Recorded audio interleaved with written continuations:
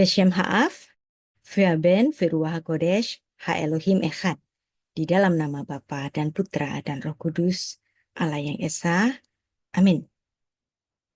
Untuk tahun ini, surprisingly, Natal dan Hari Raya Yahudi, yaitu Hari Raya Hanukkah, jatuh di tanggal yang sama.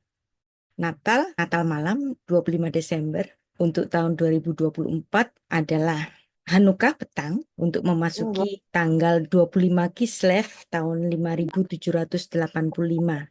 Dan ini mengulang apa yang terjadi pada 25 Desember tahun 5 sebelum Masehi, adalah tanggal yang sama dengan 25 Kislev tahun 3757 kalender Yahudi.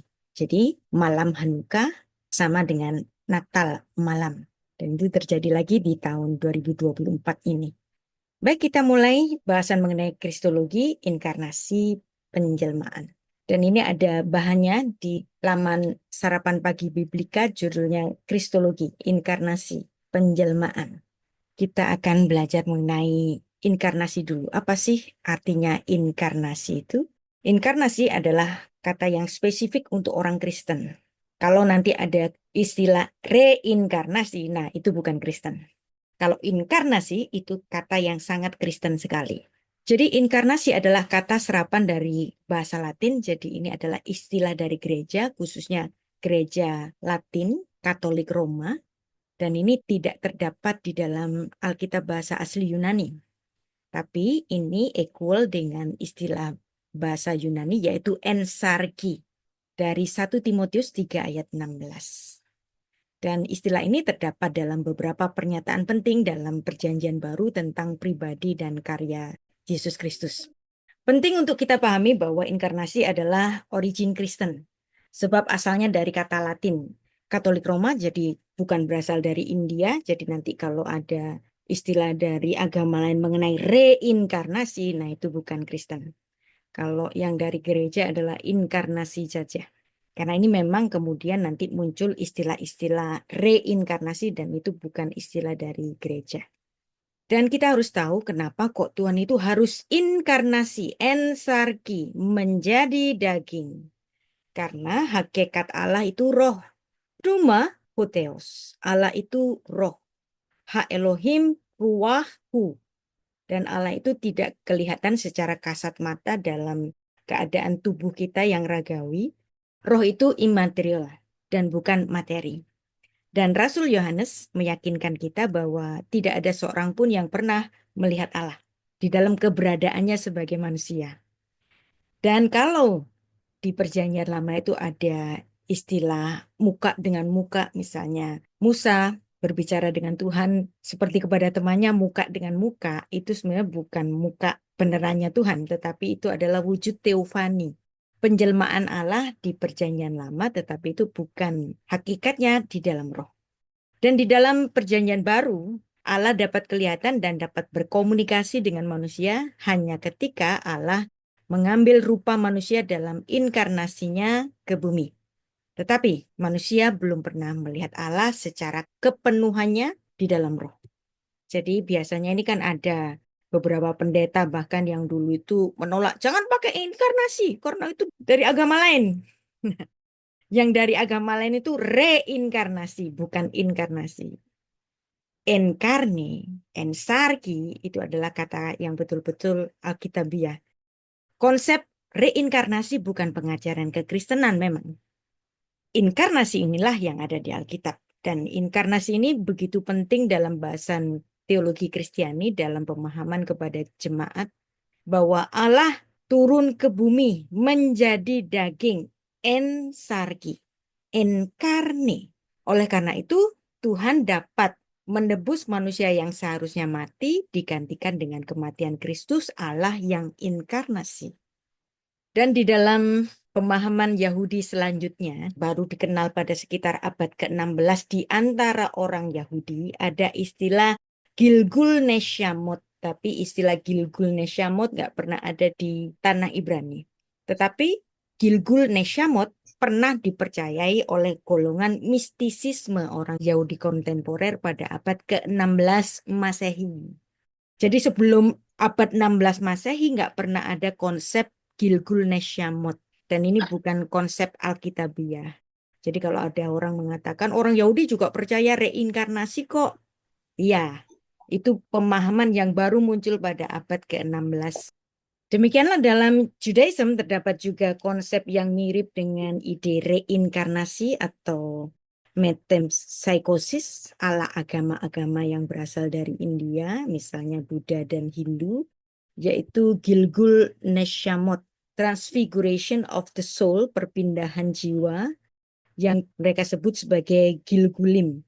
Dan pengertian tentang Gilgul Neshamot ada masuk dalam ranah pemahaman keimanan golongan Kabbalah, Jewish mysticism yang digunakan untuk menggambarkan kepercayaan religius mereka, bahwa setelah kematian biologis mereka, mereka dapat memulai kehidupan yang baru di dalam tubuh yang baru. Jadi ini konsepnya agak berbeda dengan yang dipercayai di dalam agama Buddha dan Hindu memang.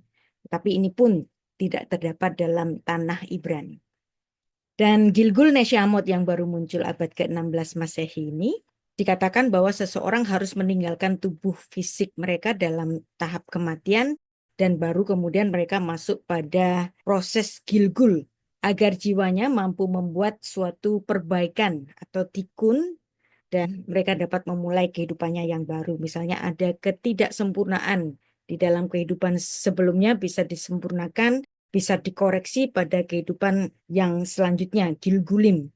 Konsep Gilgul Neshamot ini baru muncul setelah Yahudi era diaspora dalam pengajaran seorang Rabi Yahudi Askenazi atau Yahudi Eropa yang bernama Ha'ari HaKodosh, dan dia dikenal pula dengan nama Rabi Isaac Luria yang menyatakan akan ada penebusan khusus yang menjadi dasar dari gagasan Gilgul Neshamot ini, dan kelompok Yahudi yang lain misalnya kelompok yang sangat konservatif misalnya Yahudi Karaite menolak ide pengajaran ini yang baru muncul pada abad 16.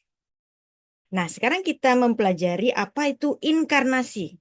Inkarnasi dalam Alkitab hanya terjadi sekali dan hanya terjadi pada satu oknum saja, yaitu Yesus Kristus. Bahwa Allah yang menjelma atau berubah wujud, appear, manifested, sebenarnya istilah-istilah ini tidak menyatakan dengan tepat istilah inkarnasi. Namun demikian, bolehlah istilah menjelma, Allah menjelma jadi manusia, misalnya seperti itu. Bolehlah kita pakai, tetapi kata itu tidak mewakili langsung maksud inkarnasi itu.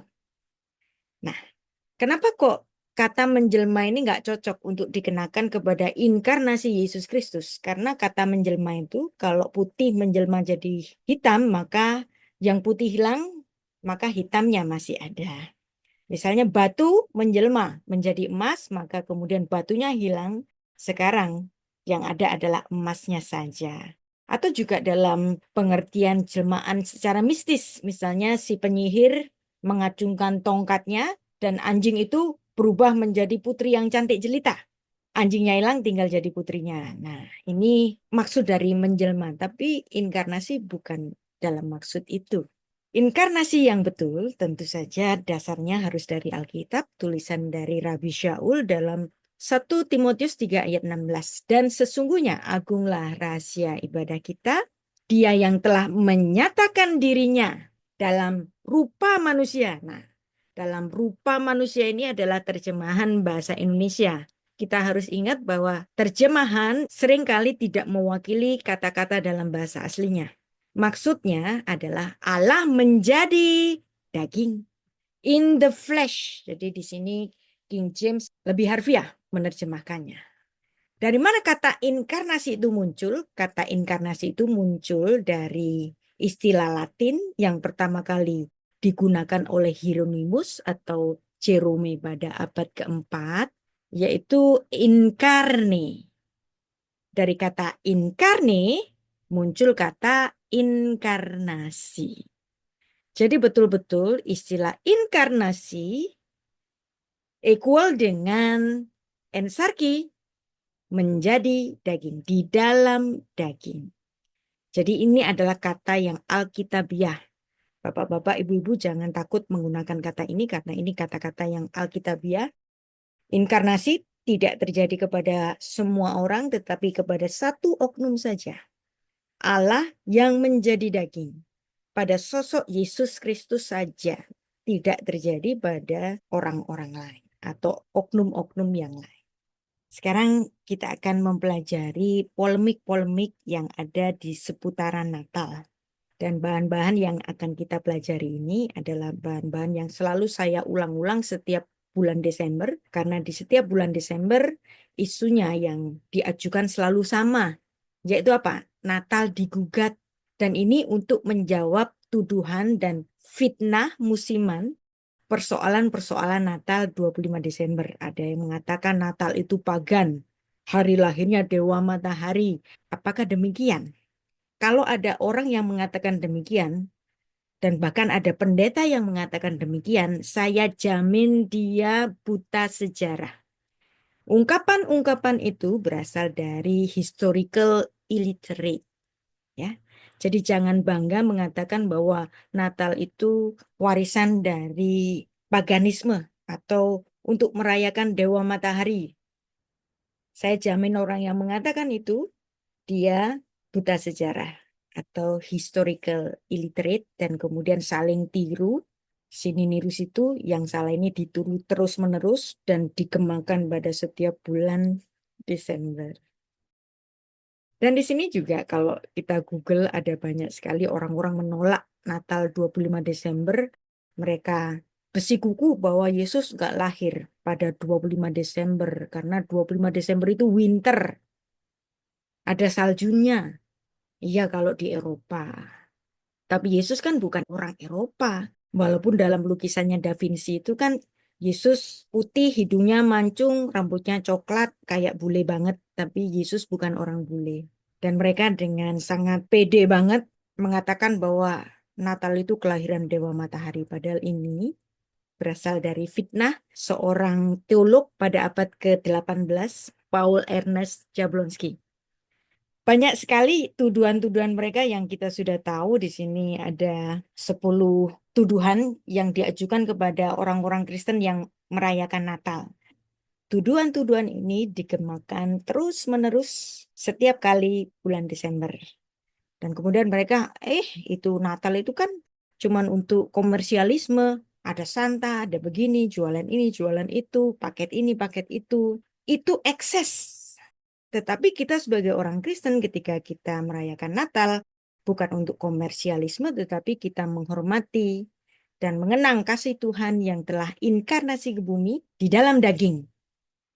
Dan kita harus mengingat bahwa setiap kali kita merayakan Natal, itu bukan sekedar Natal kelahirannya, tetapi setiap kali kita merayakan kelahiran Kristus, Anda lihat gambar ini, itu selalu terkait dengan kematian Kristus. Jadi pada setiap kita merayakan Natal itu sebenarnya sekaligus merayakan Paskah atau mengingat Paskah. Kenapa? Kalau kita mempelajari Yesus Kristus di dalam keyahudiannya, maka kita akan dapat mengkorelasi bahwa kelahiran Yesus Kristus itu berkaitan erat dengan kematiannya yang terjadi pada hari raya Paskah. Sekarang kita mempelajari kenapa sih Yesus itu lahir di suatu hari rayanya orang Yahudi, tapi bukan hari raya yang mayor, tetapi hari raya minor, yaitu Hanukkah. Dari sini mereka mengatakan, wah nggak cocok kalau Yesus itu lahir di hari raya Hanukkah. Ini kan hari raya minor, bahkan tidak ada di dalam kitab Torah. Jadi hari raya Hanukkah itu nggak ada di dalam kitab Torah. Nggak ada memang. Tapi kenapa kok Tuhan Yesus lahir pada hari raya minor seperti ini? Nanti kita akan belajar ya. Dan hari raya Hanukkah dalam tradisi orang Yahudi dirayakan selama 8 hari. Yaitu mulai tanggal 25 Kislev sampai nanti tanggal 2 Tevet selama 8 hari. Dan ada lampu khusus yang namanya Hanukkah yang total lilinnya itu atau total lampunya itu ada 9. 4 di sebelah kiri, 4 di sebelah kanan, tengah-tengah itu adalah lampu khusus namanya Syamas. Di sini kenapa ada 4 dan 4? Karena hari raya Hanukkah dirayakan selama 8 hari. Hari pertama, hari kedua, hari ketiga. Nah, mereka memasang atau menyalakan lilin sesuai urutan dari lampu-lampunya atau lilin-lilinnya itu yang nanti berjumlah 8. Hari Raya Hanukkah itu juga disebut sebagai Hari Raya Lampu atau Hari Raya Cahaya. Dan itu terjadi pada tanggal 25 Kislev. Dan menarik, kata ke-25 dalam kitab Torah adalah terang. Kayaknya kebetulan, tapi ini tampaknya bukan kebetulan, ya. Bereshit, bara. Nah, kalau Bereshit itu adalah kata pertama, bara. Kata kedua, Elohim, kata ketiga, dan seterusnya. Bereshit bara Elohim et hashamayim ve'et haaretz. Ve'haaretz hayetatohu vahuhu ve'choshek al penei tehom. Ve'ruah Elohim merachefetz al penei hamayim. Nah, sampai di ayat kedua ini terdapat 21 kata. Kemudian kata ke-22, Vayomer Elohim Yehi Or. Nah, kata or yang artinya cahaya tepat ada di kata yang ke-25.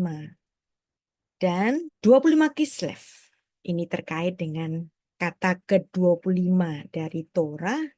Maka 25 Kislev itu cocok dinyatakan sebagai hari raya terang atau hari raya cahaya. Dan kalau ini dikonversikan dengan kalender Romawi pada tahun 5 sebelum Masehi, itu jatuh pada tanggal 25 Desember. Tahunnya -5 sebelum Masehi. Nah, kalau tahun Yahudinya tahun 3757. Sekarang kita melihat bagaimana konversi antara kalender internasional atau kalender gereja, yaitu kalender Gregorian atau yang kita sebut sebagai tahun Masehi. Tahun Masehi ini kan menandai kelahiran Kristus. 24 Kislev, petang hari, ya, nanti masuk ke dalam 25 Kislev.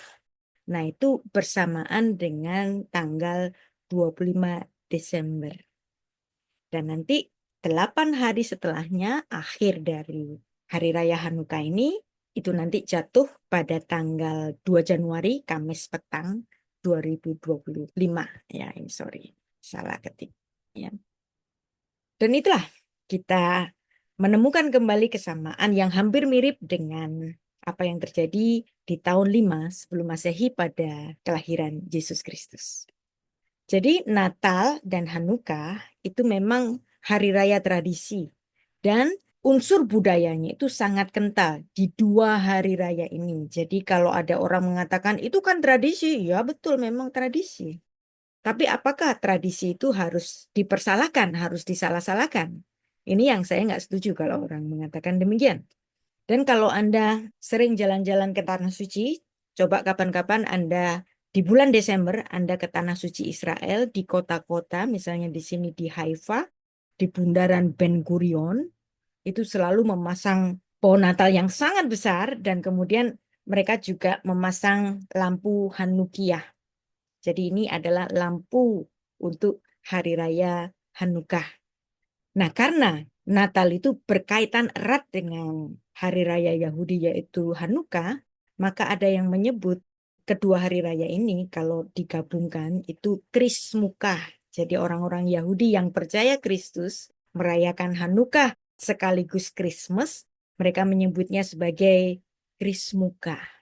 Hanukkah Natal. Bahasan mengenai hal ini secara lengkap saya sudah mengupload dalam channel YouTube saya, judulnya Hubungan Hanukkah dan Natal. Ya, nanti itu saya akan menjelaskan juga mengenai latar belakang sejarahnya. Maka di malam ini saya tidak menjelaskan sejarahnya. Kalau pengen tahu sejarahnya nanti Anda lihat di YouTube Hubungan Hanukkah dan Natal. Ya, nanti silakan pelajari juga di sini. Tuhan Yesus berhari raya Hanukkah dan dia ketika Di hari raya Hanukkah itu, dia merayakan hari kelahirannya ngapain? Dan Yesus merayakan hari kelahirannya dengan berjalan-jalan di Serambi Salomo, mengajar di situ.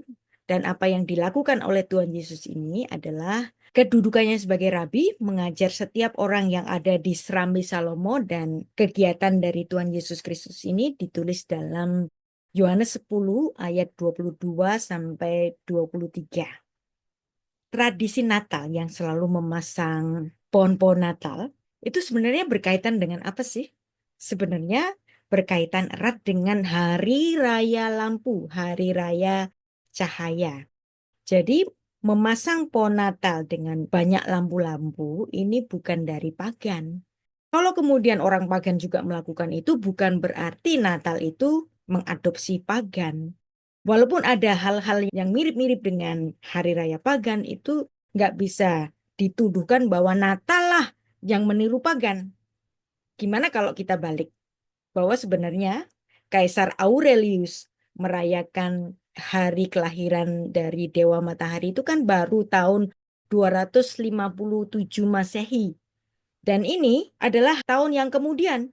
Dan orang-orang Kristen sudah merayakan kelahiran Kristus sejak abad kedua sebelumnya.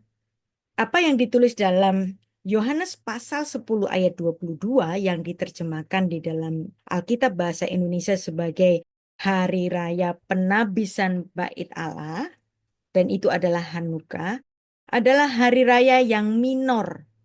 Pertanyaannya, kok Yesus lahir di hari raya yang minor sih? Kenapa kok nggak lahir di hari raya besar? Hari raya besarnya orang Yahudi itu ada 3 di antara 7 hari raya orang Yahudi. Di antara 7 itu ada 3 hari raya besar yang wajib dirayakan oleh orang-orang Yahudi, yaitu yang pertama adalah Paskah, yang kedua adalah Pentakosta, yang ketiga adalah hari raya Sukot. Makanya kalau orang-orang Kristen di Indonesia ini sebagian ya, yang merasa dirinya itu sudah menjadi Kristen Yahudi, Yahudi Mesianik, mereka biasanya menolak Yesus Kristus lahir pada hari raya Hanukkah. Kenapa? Nah, karena itu hari raya minor. Yesus Kristus harus lahir di hari raya besar. Nah, sekarang kita akan mempelajari kenapa Tuhan kok milih lahir di hari raya minor, kan aneh gitu kan. Mereka berpikirnya begitu. Katanya mau belajar keyahudian, tapi mereka ini golongan yang menamakan dirinya Mesianik itu sebenarnya belajar Torahnya itu nggak tuntas.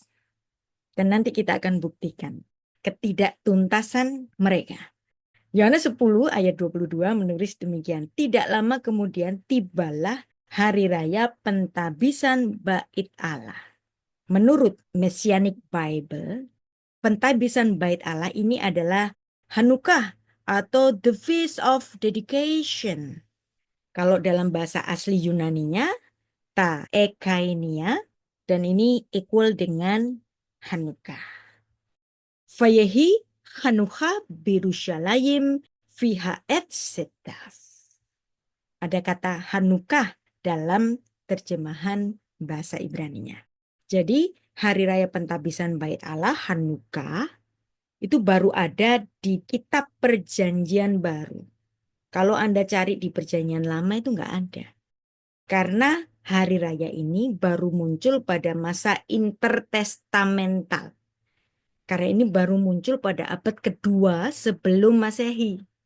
Jadi makanya nggak ada di kitab Perjanjian Lama mengenai hari raya Hanukkah. Itulah sebabnya hari raya Hanukkah itu adalah hari raya minor. Dan kalau kita mencari referensi mengenai Hanukkah, hanya ada di kitab Deuterokanonika, kitab Deuterokanonika, kanon kedua. Kitab yang dipakai oleh saudara tua kita, yaitu orang-orang Katolik dan orang-orang Ortodok. Biasanya Kristen-Kristen Protestan itu kan pongah, sombong banget, mengatakan kitab Deuterokanonika itu seperti kitab haram gitu. Nah, pengertian ini juga karena ketidaktahuan atau kurangnya informasi atau belajar yang salah. Apapun kitab yang ada di Deuterokanonika memang bukan kitab protokanonik, tetapi informasi-informasi yang ada di kitab Deuterokanonika itu tetap penting, walaupun dia tidak setara dengan kitab-kitab protokanonik. Saudara tua kita, baik Katolik maupun Ortodok juga berpendapat demikian kok, jangan takut. Nah, tapi biasanya orang-orang Protestan ini kan main ngata-ngatain aja gitu. Padahal apa yang ditulis di dalam Yohanes 10 ayat 22 ini nggak ada di kitab Perjanjian Lama, nggak ada. Hanya ada di kitab Deuterokanonika. Maka kita yang bukan orang Katolik maupun orang Ortodok, jangan sombong. Kalau Anda sombong mengatakan Deuterokanonika adalah kitab yang tidak berharga, berarti Anda belajarnya salah. Kitab ini sangat berharga karena justru kitab ini menjadi latar belakang sejarah dari apa yang ditulis oleh Rasul Yohanes, apa yang dilakukan oleh Tuhan Yesus pada Yohanes 10 ayat 22 bahwa Yesus pun merayakan hari raya tradisi. Nah, orang-orang Protestan kan biasanya membenci kata tradisi. Nggak boleh itu tradisi. Anda lihat di sini, Yesus Kristus merayakan hari raya yang nggak ada di kitab Torah. Dan Yesus menghormati tradisi.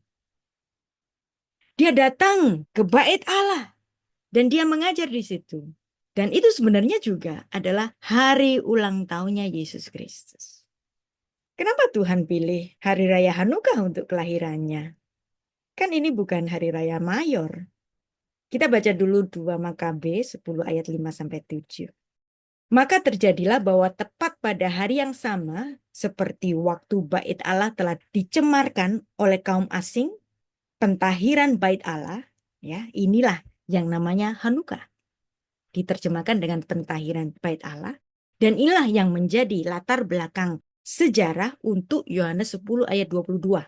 Yang Protestan-Protestan yang sombong-sombong itu, ingat bahwa apa yang dilakukan oleh Kristus ditulis dalam kitab Deuterokanonika. Dan ini dapat dilaksanakan yaitu pada tanggal 25 bulan yang sama, yaitu bulan Kislev. Nah, ini pakai W. Karena biasanya orang Indonesia ini Vav dibaca wow, makanya Kislu kayak dibaca Kislev begitu. Kislev sebenarnya, Kislev kalau kita pakai dialek dari Sephardic ya. Nah, jadi di sini tanggal 25 Kislev itu ditulis dalam 2 Makabe, hari raya pentabisan bait Allah. Dan hari raya pentabisan bait Allah ditulis secara tepat dalam kitab Deuterokanonika. Perhatikan, kitab Deuterokanonika yang dibenci oleh orang-orang Protestan. Ayat 6, ke-8 hari itu mereka rayakan dengan sukacita seperti hari raya pondok daun dirayakan. Seperti berarti bukan, ya.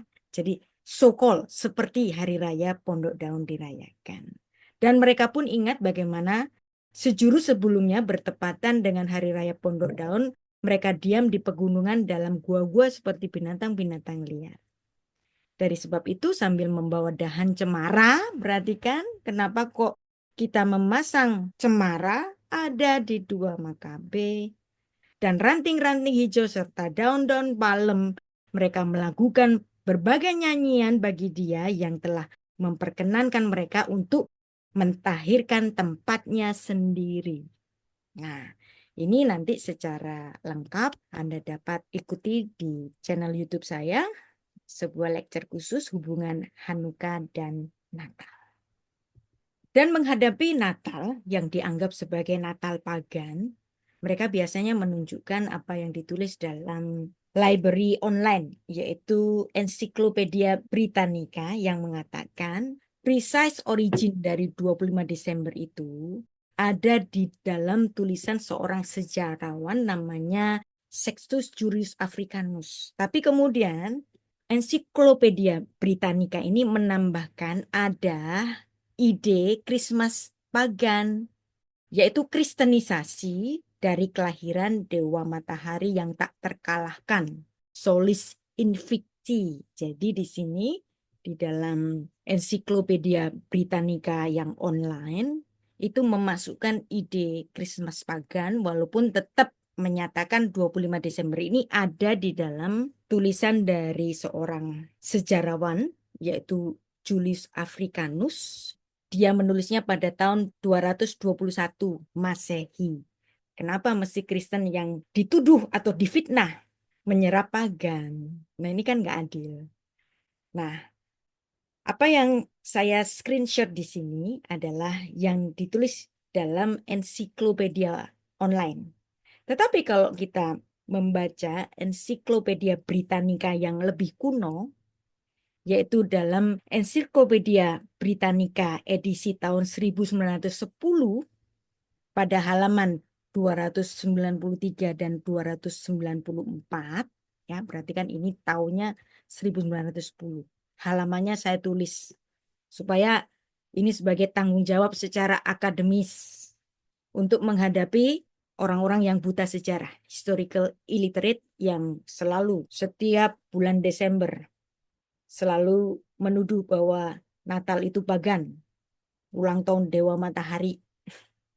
Dan di sini ada literatur yang dipublish pada tahun 1910 halaman 293, ya saya besarkan di sini, bahwa peringatan Natal yang paling awal 25 Desember, perhatikan di sini, dilakukan oleh seorang uskup dari Antioquia, Bapak Gereja Theophilus, yang dilaksanakan pada tahun 171 sampai 183 Masehi. Jadi ini sudah dilaksanakan jauh sebelumnya, sebelum tulisan dari Julius Africanus. Uskup Theophilus sudah merayakannya pada sekitar tahun 171 Masehi. Bahkan dalam tulisan Hippolytus di sini menyebut jelas pada tahun 202 pada bukunya Commentary of Daniel, nanti kita baca, bahwa Yesus Kristus itu lahir 25 Desember. Perhatikan, harinya pun disebutkan, yaitu hari Rabu. Menarik kan?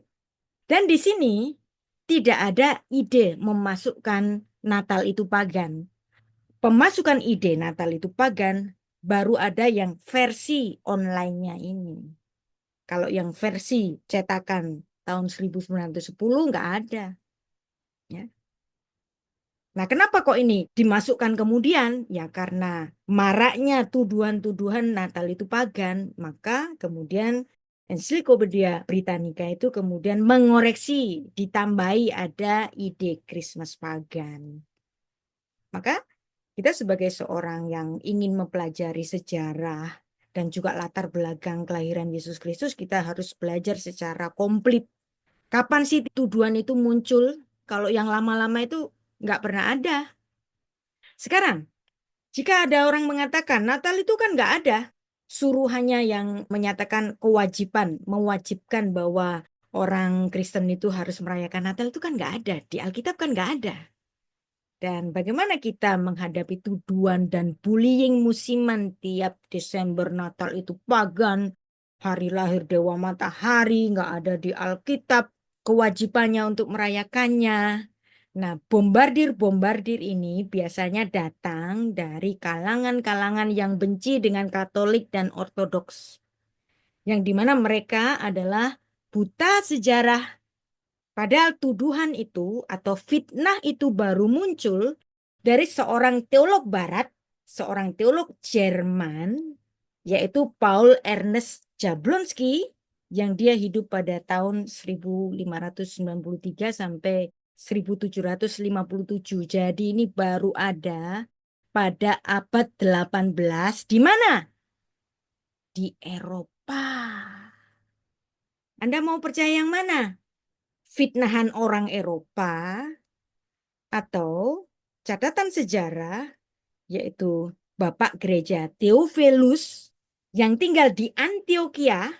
Antioquia adalah tempat berkembangnya jemaat mula-mula termasuk dari daerah Syria dan sekarang masuk daerah Turki. Di Antioquia, bukan di Eropa. Perhatikan, orang-orang Eropa itu banyak melakukan distorsi-distorsi sejarah. Ada banyak kebaikan dari orang-orang Eropa juga sih, saya nggak mengatakan semuanya. Tapi di antara orang-orang Eropa juga banyak melakukan distorsi-distorsi sejarah. Fitnahan dari Paul Ernest Jablonski itu baru muncul abad ke-18. Tetapi Bapak Gereja Theophilus di sini pada tahun 171 sudah merayakan kelahiran Kristus, memimpin misa Natal pada tanggal 25 Desember untuk kalender Romawi. Dan itu yang sudah kita pelajari tadi, equal dengan 25 Kislev untuk tahun 3057 atau tahun 5 sebelum Masehi kelahiran Kristus. Anda mau termakan oleh fitnahan orang Eropa abad ke-18 Masehi atau Anda mau belajar betul-betul dari Bapak Gereja yang hidup di Antioquia pada awal-awal jemaat Kristen di Antioquia, yaitu Bapak Gereja Theophilus. Nah, dan memang ada catatan sejarah yang mengatakan bahwa misa Natal itu kemudian menjadi besar pada abad keempat Masehi. Nah, ini tentu juga ada latar belakang sejarahnya. Kenapa kok baru besar-besaran pada abad keempat Masehi? Karena ini terjadi setelah Edik Milan tahun 313 yang dimana Kaisar Konstantin bertobat melalui ibunya yaitu Ratu Helena. Kalau sebelumnya itu dirayakan secara diam-diam, karena saat itu kekristenan mulai itu kan ada di dalam penganiayaan dari Emporium Romawi.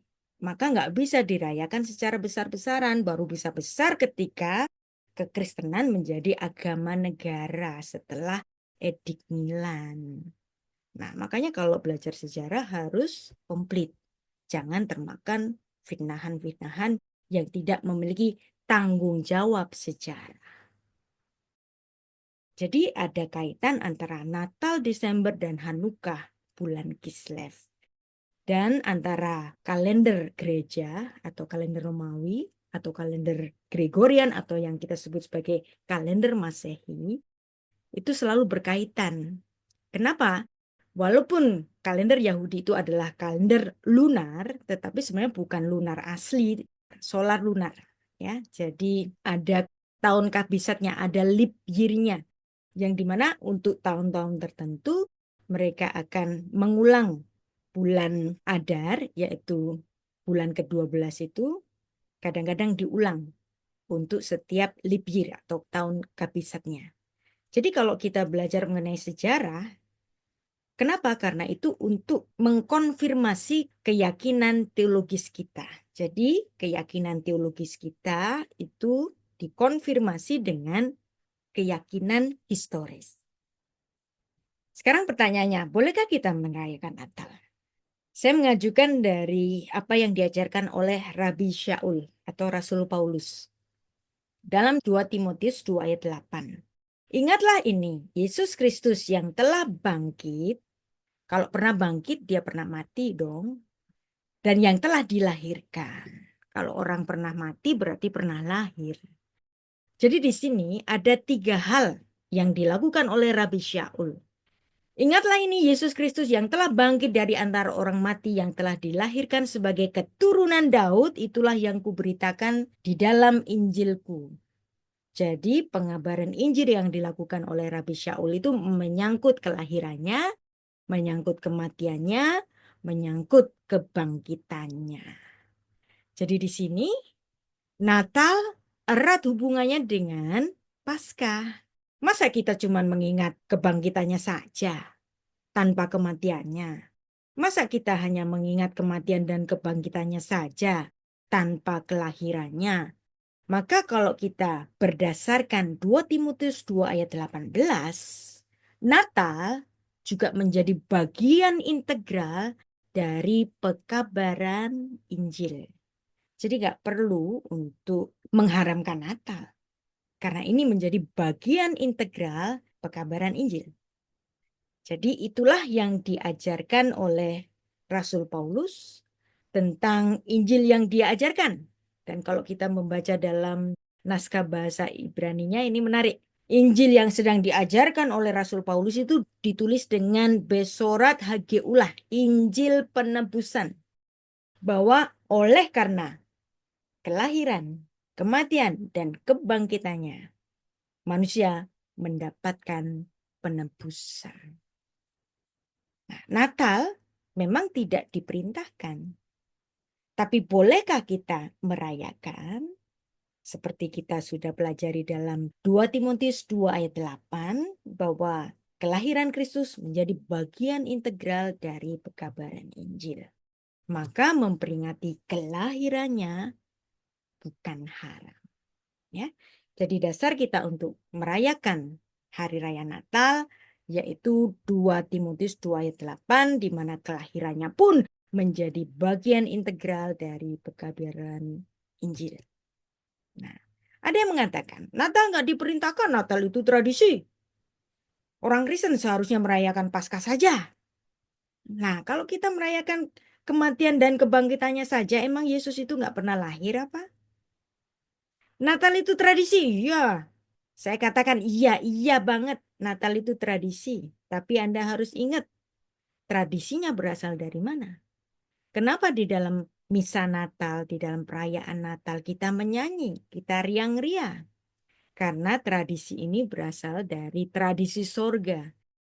Ketika para malaikat itu datang kepada para gembala, mengabarkan bahwa Allah itu inkarnasi lahir ke bumi, mereka menyanyi, para malaikat itu menyanyi, segenap bala tentara surga menyanyikan lagu-lagu pujian. Jadi, perayaan Natal memang tradisi, tapi tradisi yang berasal dari surga. Maka kita orang-orang Protestan ya, jangan takut. Saya memang bukan orang Katolik. Saya bukan orang ortodok juga. Saya non-Katolik, non-ortodok. Tapi saya menghormati Katolik dan ortodok sebagai saudara tua. Tapi banyak orang non-Katolik dan non-ortodok itu sering melecehkan tradisi. Oh, tradisi. Harusnya Alkitab doang. Nggak semua tradisi itu jelek. Termasuk tradisi memuji Tuhan pada hari raya Natal. Karena Natal, para malaikat di surga memuji-muji Tuhan menyambut Allah yang inkarnasi.